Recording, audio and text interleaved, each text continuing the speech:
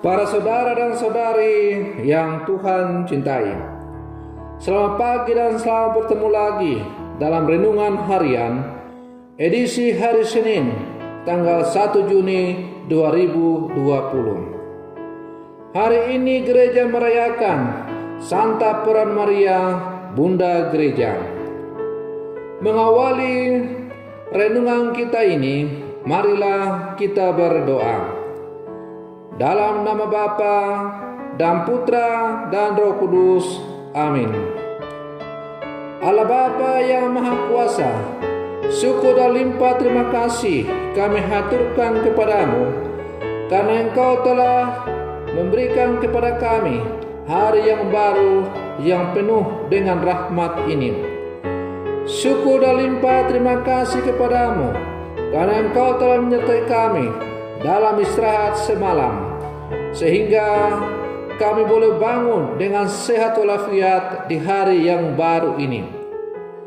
Mengawali hari yang baru ini, kami hendak mendengar dan merenungkan sabda-Mu.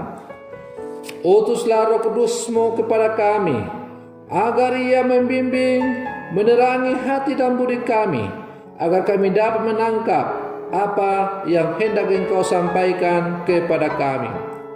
Bersabdalah ya Tuhan, kami siap untuk mendengarkan.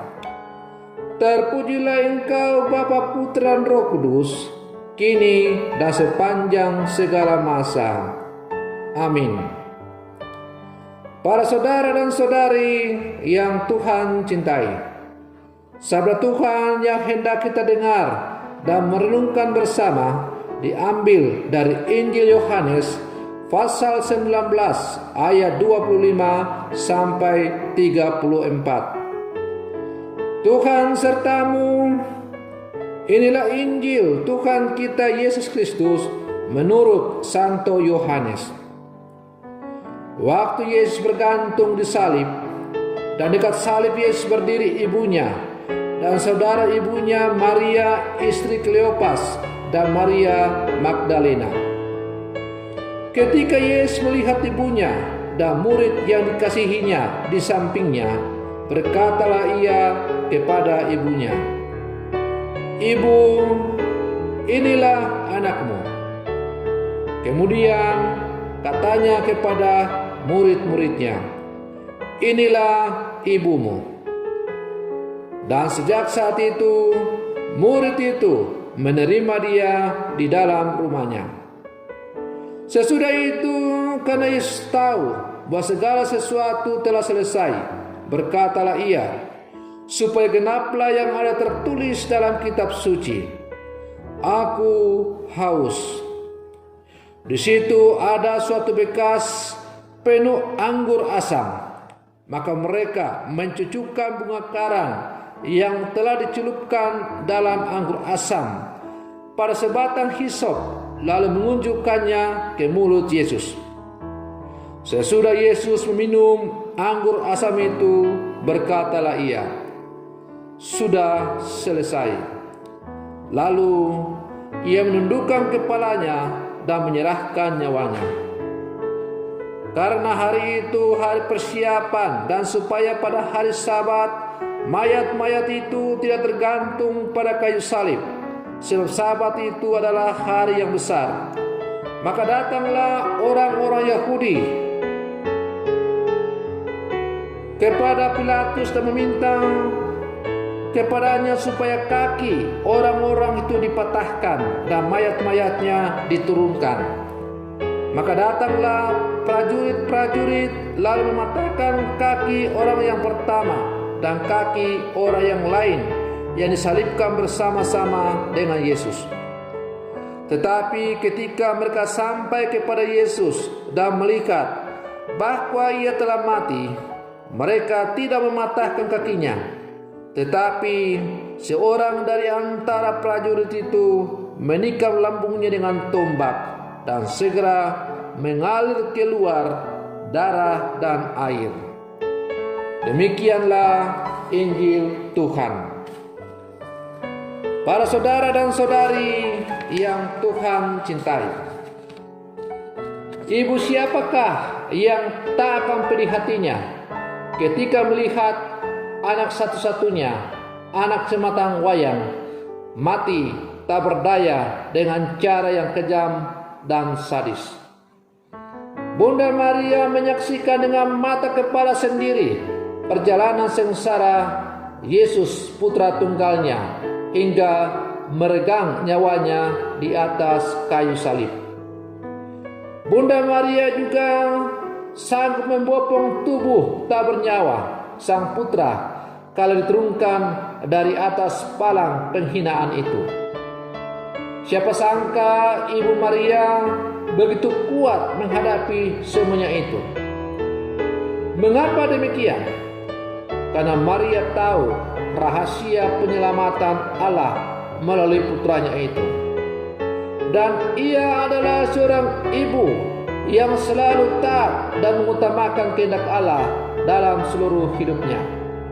Hal itu nampak dengan jelas ketika malaikat Gabriel datang menyampaikan kabar bahwa ia akan mengandung seorang anak laki-laki dan hendaklah dinamai Emmanuel.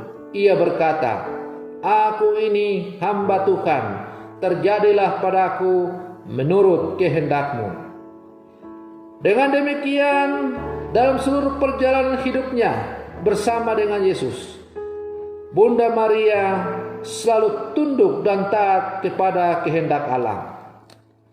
Memandang Yesus yang tergantung di atas salib, Maria membayangkan juga bagaimana nasib para pengikut Yesus yang akan dianiaya dan dikejar-kejar, bahkan sampai dihukum mati demi mempertahankan iman akan Kristus putranya. Dari atas kayu salib, Yesus menilik hati sang ibundanya itu, lalu menyerahkan bundanya menjadi bunda semua murid-muridnya. Sebab Yesus tahu betul bahwasanya hanya Bunda Maria yang sanggup dan pantas memeluk erat para pengikutnya di dalam pangkuan keibuannya. Kita menyaksikan adegan penuh haru ini dalam bacaan hari ini. Ketika Yesus melihat ibunya dan murid yang dikasihnya itu di sampingnya, berkatalah ia kepada ibunya, "Ibu, inilah anakmu." Kemudian katanya kepada muridnya, "Inilah ibumu." Dengan menyerahkan Maria sebagai bunda para murid, Yesus bukan hanya menyerahkan Maria untuk menjadi bunda para murid, tetapi juga menyerahkan ibunya sebagai bunda orang-orang yang percaya di kemudian hari, yang kemudian kita kenal sebagai gereja. Dengan demikian, Bunda Maria diserahkan oleh putranya menjadi bunda gereja yang akan menemani perjalanan orang-orang percaya dalam seluruh pesyarahannya di dunia ini menuju kepada Allah. Maka Bunda Maria bukan hanya bunda dari Tuhan Yesus, bukan hanya bunda dari para murid, tetapi bunda kita juga, orang-orang yang percaya kepada Yesus Kristus. Maka pantaslah kalau pada hari ini gereja memperingati Maria sebagai bunda gereja, yang perayaannya selalu dirayakan pada hari Senin sesudah hari raya Pentakosta. Kesatuan antara Kristus, Bunda Maria dan gereja tak terpisahkan, sehingga Maria bukan saja menjadi bunda Allah yang melahirkan, Allah yang menjadi manusia, tetapi juga menjadi bunda gereja, bunda umat beriman. Hati Bunda Maria selalu terbuka menerima keluh kesah kita untuk disampaikan kepada Kristus putranya, dan senantiasa menyertai kita dengan doa-doanya. Bunda Maria adalah pengantara kita antara kita orang-orang percaya dengan putranya Tuhan kita Yesus Kristus. Kita sebagai orang-orang Katolik sungguh yakin dan percaya bahwa dengan memohon pertolongan doa Bunda Maria kepada putranya Tuhan kita Yesus Kristus, maka doa-doa kita akan dikabulkan. Nah, para saudara dan saudari yang Tuhan cintai, sebagai murid-murid Yesus yang hidup di zaman sekarang, yang dipersatukan oleh persekutuan Gereja Katolik yang kudus, Bunda Maria adalah bunda kita semua. Karena itu, sebagai putra-putri Maria yang hidup di zaman sekarang, hendaklah contoh teladan hidup Bunda Maria selalu menjiwai seluruh kehidupan kita. Salah satu contoh kehidupan dari bunda kita, Bunda Maria, yang patut untuk kita contoh dalam kehidupan kita adalah dengan selalu mengandalkan kehendak Allah dalam seluruh kehidupan. Hendaklah kata-kata Maria yang berkata, "Aku ini hamba Tuhan, terjadilah padaku menurut perkataanmu." Hendaknya juga menjadi kata-kata dalam kehidupan kita, menjadi harapan dan doa kita yang hendaknya selalu kita doakan, sampaikan, dan wujudkan dalam kehidupan yang nyata dengan selalu berdoa, "Tuhan, kami ini adalah hamba-hambamu, terjadilah pada kami seluruh kehidupan kami, segala keberadaan kami, kehendak-Mu saja." Atau, "Biarlah kehendak-Mu saja yang terjadi dalam seluruh kehidupan kami." Para saudara dan saudari yang Tuhan cintai, marilah kita sebagai putra-putri Maria yang hidup di zaman sekarang sungguh meneladani hidup Bunda Maria dalam kehidupan kita.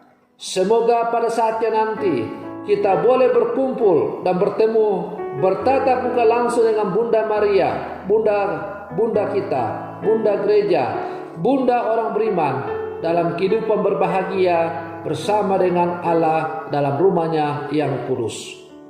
Semoga permenungan saya ini semakin menghantar kita sebagai putra-putri Maria di dalam yang hidup di zaman sekarang. Kita sungguh menghayati keberadaan kita sebagai anak-anak Maria yang telah ditebus dengan darah Tuhan kita Yesus Kristus. Selamat pagi, Tuhan memberkati.